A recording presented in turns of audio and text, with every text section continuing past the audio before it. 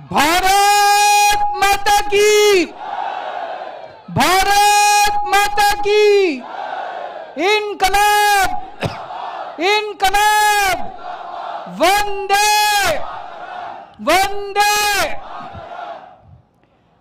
नमस्कार कर्नाटका। कर्नाटकದ ಹೃದಯ ಭಾಗ ದಾವಣಗೆರೆ. ಇಲ್ಲಿ ಬಂದಿದ್ದು ನನಗೆ ತುಂಬಾ ಸಂತೋಷ.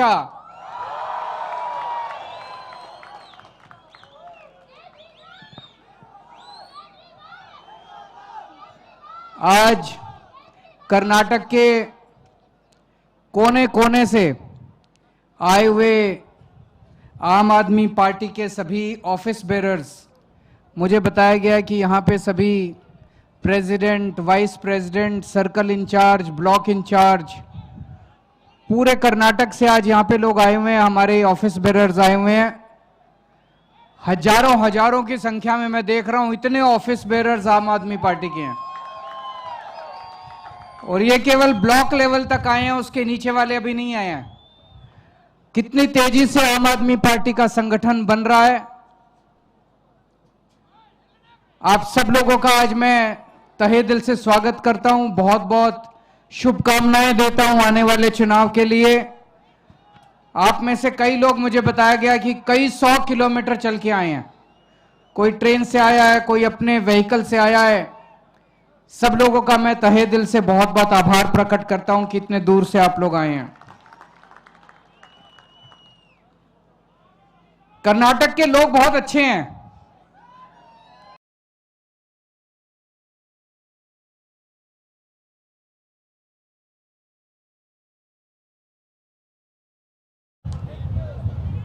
बहुत देशभक्त लोग हैं, लेकिन आपके नेता बहुत खराब हैं, है कि नहीं है? इतना अच्छा प्रदेश कर्नाटक, इतने अच्छे लोग, फिर भी कहते हैं 40% कमीशन वाली सरकार। आज कर्नाटक को इन नेताओं ने, इन पार्टियों ने पूरे देश में, पूरी दुनिया में बदनाम करके छोड़ दिया। कहते हैं 40% कमीशन वाली सरकार, मतलब कि कोई भी सरकारी काम होता है उसमें 40% कमीशन देना पड़ता है। ऐसा है क्या? अभी थोड़े दिन पहले अमित शाह जी आए थे, बड़ी बड़ी बातें, हमारी सरकार बना दो, हम भ्रष्टाचार दूर कर देंगे। उनको किसी ने याद दिलाया, सर अभी आप ही की सरकार है, 5 साल से आप ही की सरकार है। ये जो कह रहे हो भ्रष्टाचार दूर कर देंगे, तो 5 साल से कर क्या रहे थे तुम यहां पे?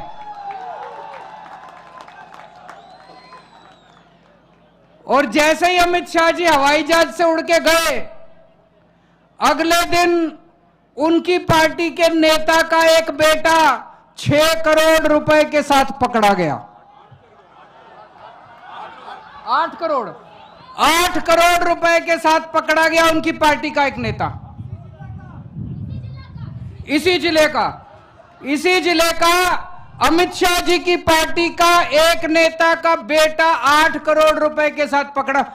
अभी तक गिरफ्तार नहीं किया उसको, अभी तक उसको गिरफ्तार नहीं किया। हो सकता है अगले साल उसको पद्म भूषण का अवार्ड दे दें वो लोग।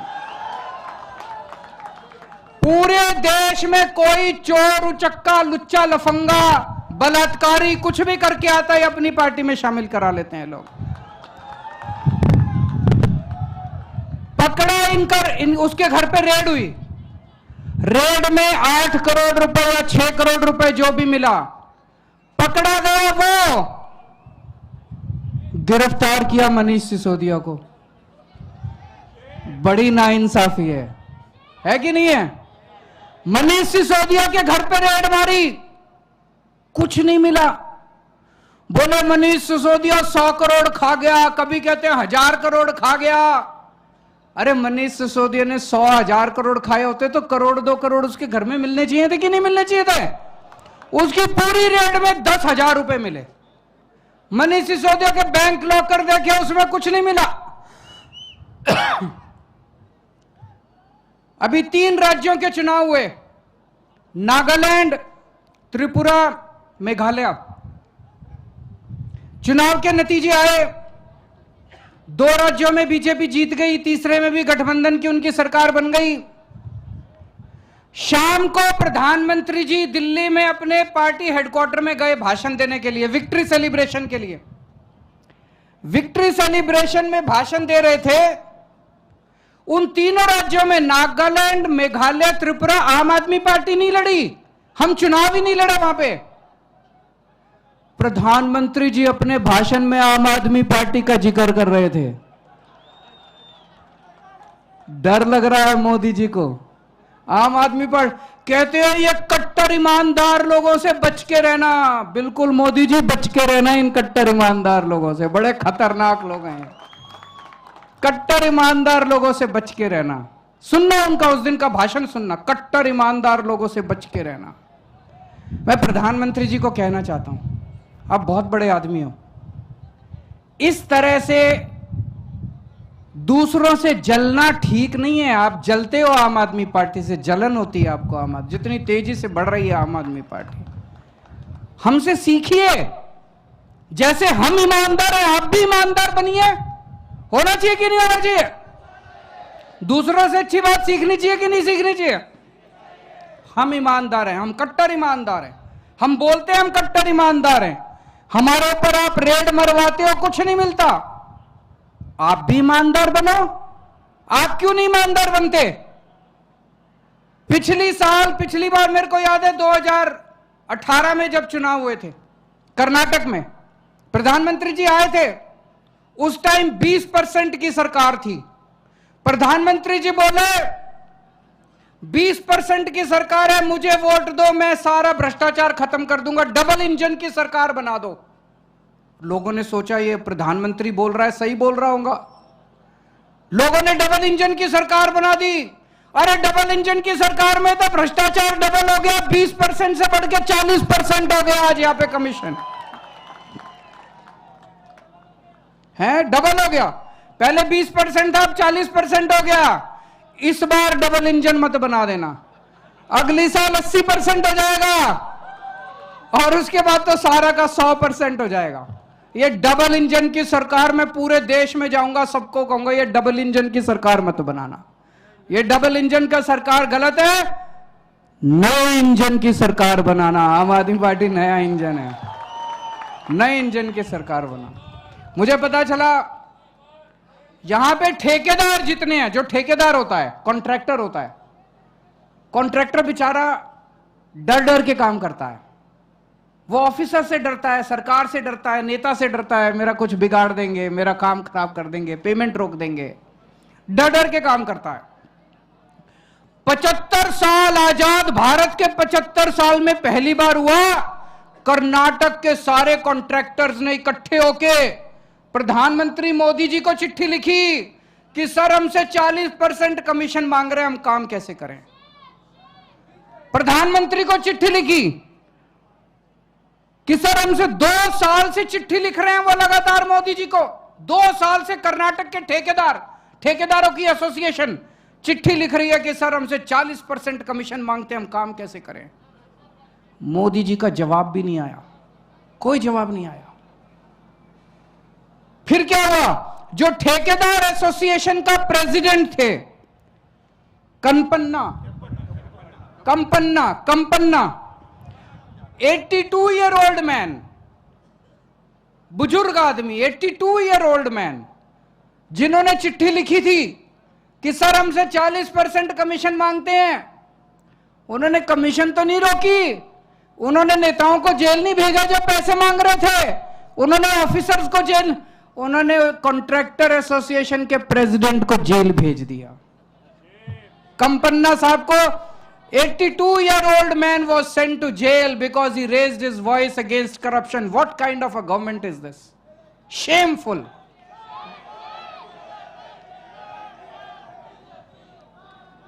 बीजेपी के कार्यकर्ता हैं संतोष पाटिल, संतोष पाटिल, उन्होंने बेचारों ने भ्रष्टाचार के खिलाफ आवाज उठाई, अपने नेताओं को लिखा, बड़े बड़े नेताओं को लिखा कि करप्शन बहुत हो गया कर्नाटक में, इसका कुछ कीजिए। उसको इतना हैरेस किया, ultimately Santosh Patil had to commit suicide. ये चल क्या रहा है कर्नाटक में? जितने प्राइवेट स्कूल्स हैं कर्नाटक के, पहली बार ये भी ऐसी ऐसी चीजें हो रही है कर्नाटक में जो पूरे देश ने नहीं सुनी। जितने प्राइवेट स्कूल्स हैं कर्नाटक के अंदर, प्राइवेट स्कूल्स की एसोसिएशन ने चिट्ठी लिखी है, उन्होंने आवाज उठाई है कि हमसे इतनी रिश्वत मांगी जा रही है, इतनी रिश्वत मांगी जा रही है कि अब हमसे स्कूल चलाना मुश्किल हो गया।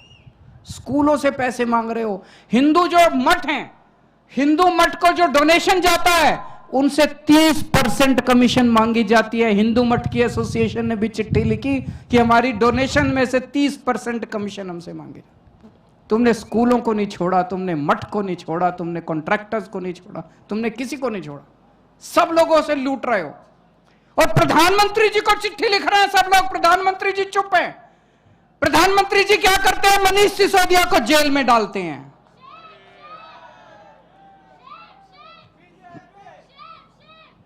पिछले 5 साल में बेंगलोर की सड़कों पे रिपेयर करने के लिए, बेंगलोर की सड़कों में गड्ढे बहुत हैं, कहते हैं बहुत ज्यादा गड्ढे हैं, उन गड्ढों को रिपेयर करने के लिए 5 साल में 20,000 करोड़ रुपए खर्च कर दिए। 20,000 करोड़। मुझे लगता है 20 गड्ढे भी रिपेयर नहीं किए होंगे। आज भी 100 लोगों की मौत हो चुकी है बेंगलोर के अंदर उन गड्ढों में गाड़ी के गिरने से। 20,000 करोड़ रुपया कहां गया? सारा पैसा लूट लिया इन लोगों ने। और यहां सब कुछ बिकता है। आपको अगर पुलिस सब इंस्पेक्टर बनना है, 75 लाख रुपए दीजिए, पुलिस सब इंस्पेक्टर बन जाइए। आपको लेक्चरर बनना है, 25 लाख रुपए का रेट चल रहा है, 25 लाख रुपए दीजिए, लेक्चरर बन जाइए। ऐसा पुलिस सब इंस्पेक्टर जो 75 लाख रुपए दे के आएगा वो तो आपसे पैसे ही मांगेगा। मांगेगा कि नहीं मांगेगा? ऐसा लेक्चरर जो 25 लाख रुपए दे के आएगा वो आपके बच्चों को क्या पढ़ाएगा? आपके बच्चों का क्या भविष्य बनाएगा? यहां पे एमएलए बिकते हैं। 2-2 सरकारें एमएलए खरीद ले। अभी किसी ने बताया, इन्हीं की पार्टी के एक एमएलए ने कहा है अगर आपके पास 2,500 करोड़ रुपए हैं तो आप सीएम बन सकते हैं। सफिशिएंट एमएलए खरीद सकते हैं, 2,500 करोड़ रुपए के अंदर आप सीएम। ये चल क्या रहा है? अब उठा के फेंक दो इन सारी पार्टियों को। अब इस बार ईमानदार पार्टी लेके आओ, कट्टर ईमानदार पार्टी लेके आओ। एक ही पार्टी है पूरे देश के अंदर। ये कर्नाटक गवर्नमेंट आपको फ्री बिजली नहीं देती, फ्री पानी नहीं देती, शिक्षा नहीं देती, दवाइयां नहीं देती, अस्पताल नहीं देती, कुछ नहीं काम किया इन लोगों ने। कर्नाटक के ऊपर 3 लाख करोड़ रुपए का कर्जा चढ़ गया। क्यों? सारा पैसा खा गए ये लोग। दिल्ली में हमने सब कुछ फ्री कर दिया।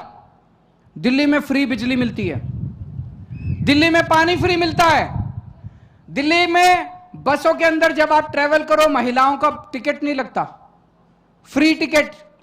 दिल्ली में सारे स्कूलों के अंदर पढ़ाई का पैसा नहीं लगता, सारी शिक्षा फ्री है, ड्रेस फ्री है, किताबें फ्री है, सब कुछ फ्री है, शिक्षा फ्री है। दिल्ली में अगर आपके घर में कोई बीमार हो जाए आपका पूरा इलाज फ्री कराते हैं हम लोग। दवाइयां free, test free, operation free, सब कुछ फ्री, दवा और शानदार इलाज कराते हैं हम लोग, सब कुछ फ्री है।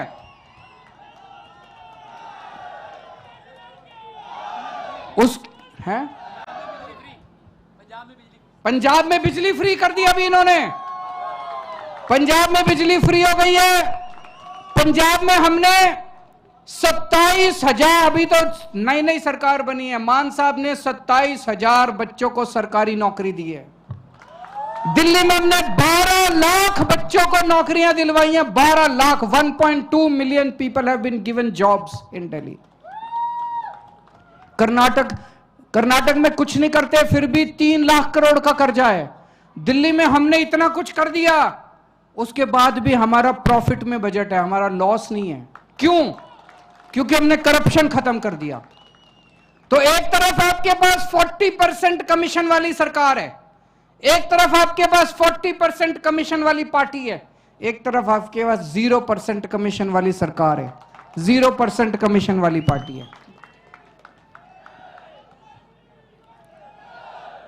आम आदमी पार्टी की सरकार बनेगी तो हम कर्नाटक में भी ईमानदार सरकार देंगे, करप्शन बिल्कुल जीरो करेंगे, जैसे पंजाब में करप्शन जीरो है।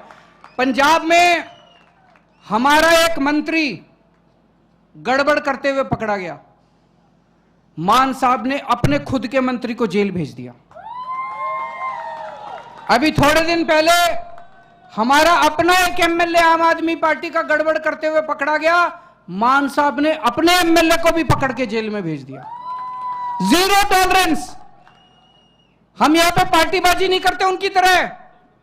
ऐसा नहीं कि केवल कांग्रेस वालों को, अकाली दल वालों को पकड़ के, जो भ्रष्टाचार करेगा, मेरा बेटा भी अगर कल भ्रष्टाचार करेगा वो जेल जाएगा, जो भ्रष्टाचार करेगा जेल जाएगा। Zero tolerance. तो आम आदमी पार्टी की सरकार बनाइए, कट्टर ईमानदार सरकार बनाइए। कर्नाटक के लोगों में बहुत पोटेंशियल है। जैसा मान साहब ने कहा कि कर्नाटक देश का नंबर 1 स्टेट बन सकता है। जैसे दिल्ली में हमने बिजली फ्री की, ऐसे ही कर्नाटक में भी हम सबकी बिजली फ्री करेंगे।